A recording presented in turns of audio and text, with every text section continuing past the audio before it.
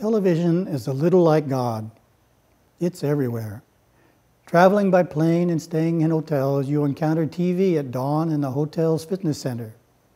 Then in the breakfast cafe, and later at the airport and even on the plane, 30,000 feet above the earth. Settling down that night in your next hotel 3,000 miles away, the TV is there, and sometimes it has already been turned on for you. Talk about ubiquitous influences. A well-researched web article notes that close to 100% of the adult population watch some television every day in the media-saturated societies of North America, Western Europe, East Asia, and in most Latin American countries. In the rest of the world, with the exception of some African countries and India, where the percentages are 56% and 64% respectively, TV is the daily fare of 70 to 85% of the adult population.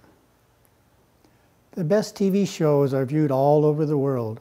When my guru, Savaya Subramanya Swami, visited South Africa in the 1990s, he was advised not to hold events on Wednesday night because the popular American soap opera Dallas was on that night, and everyone would stay home to watch it. When populations around the globe view the same material on television, it unifies the thinking, for better or worse, and thus the actions of Earth's peoples.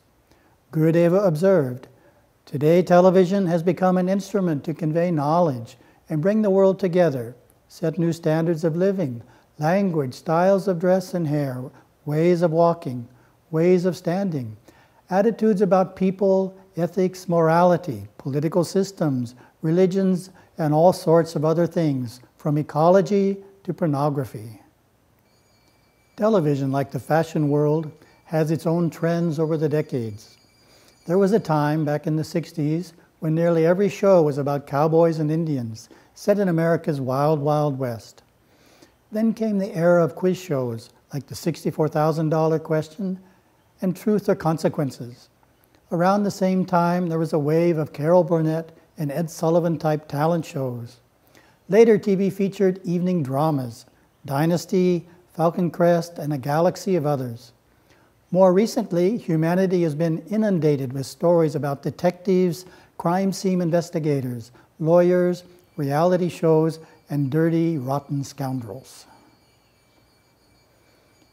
Lately, we have a new breed of fiction and nonfiction programming with mystical themes, prescient dreams, immortality, and reincarnation, humans with remarkable powers such as reading minds, seeing and speaking to the dead, stopping time, listening to people's thoughts, and flying through space and time. It's a fascinating evolution to follow, and I find it encouraging that viewers are interested in these mystical ideas and themes, interested in the untapped potential of the human mind. How does significant exposure to television affect us? Is it making us wiser or worldlier? Is it a help or a hindrance to our spiritual progress? The key lies in how we approach it and what we watch. Approached in the right way, TV can be a tool for spiritual progress. To elucidate this point, let's compare TV to the world. Our Paramaguru Siva Yoga Swami noted, the world is an ashram, a training ground for the achievement of moksha, liberation. Of course, for that to be true for you, you have to make it that way. You have to hold that perspective. What is the world to a carefree, fun-loving high schooler? It's a place to party, kick back, and hang out. To an up-and-coming entrepreneur, the world holds the promise of lots of money. That's his focus. Others are focused on fulfilling a profession or perfecting an art. To some, it's all about relationships, making friends, building a family. In short, the world is what we make it.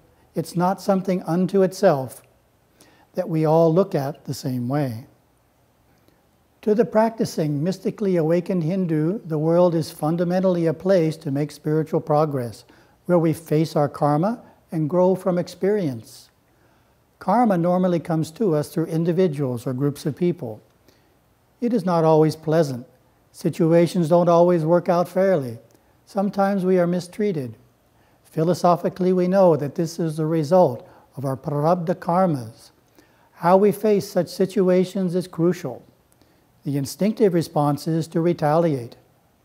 This person is mistreating me, so I'm going to mistreat him in the same way.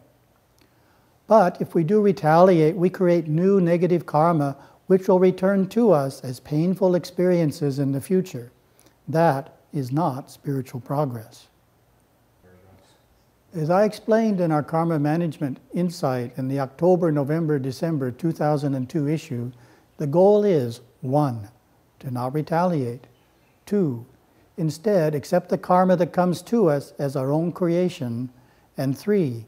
Ideally, forgive and forget the whole event, rather than holding on to it and letting it gnaw at us on the inside. When we successfully handle the karma according to these 3 principles, we make spiritual progress. We are looking at the world as an ashram. Gurudeva explained this beautifully. Hindus know that the object of life is to go through our experiences joyously and kindly, always forgiving and compassionately understanding, thus avoiding making unseemly kriyamana karmas in the current life which, if enough were accumulated and added to the karmas we did not bring into this life, would bring us back into another birth, and the process would start all over again. Like living in the world in the right spirit, viewing television from the correct perspective can help us face and manage our karma. As Gurudeva noted, television has afforded us the ability to work through our karmas more quickly than we could in the agricultural age. On TV, the other people who play our past experiences back to us for us to understand in hindsight are actors and actresses, newscasters, and the people in the news they broadcast. Hindus know nothing can happen, physically, mentally, or emotionally, but that it is seated on our prarabdha karmas, the action-reaction patterns brought with us to this birth. Therefore, on the positive side, we look at television as a tool for karmic cleansing. The great boon that television has given humanity, which is especially appreciated by Hindus, is that we can soften our prarabdha karmas quickly by analyzing, forgiving, and compassionately understanding the happenings on the screen, as our past is portrayed before us, and as we work with our nerve system, which laughs and cries, resents, reacts to, and avoids experiences on the TV. That is a powerful idea. The television is a tool for karmic cleansing. It's all in our approach, our attitude toward it. Specifically, television helps soften our karmas. The karma still comes to us, but we have prepared ourselves to receive it by watching similar situations on television and gaining an understanding of the nature of that kind of action and reaction. We have pre-lived it through the actors and actresses. Thus, when the karma comes, we don't react as strongly, or it comes to us in a less disruptive way.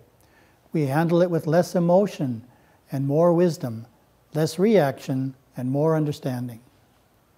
Parents can help their children learn to use television to increase spirituality by watching programs together and discussing them afterwards. Talk about the various characters, their actions, and the consequences of those actions. A good perspective to convey is that all men are your teachers. Some teach you what to do, and others teach you what not to do. Oftentimes on today's television programs, the principles of reincarnation and karma are presented in one form or another.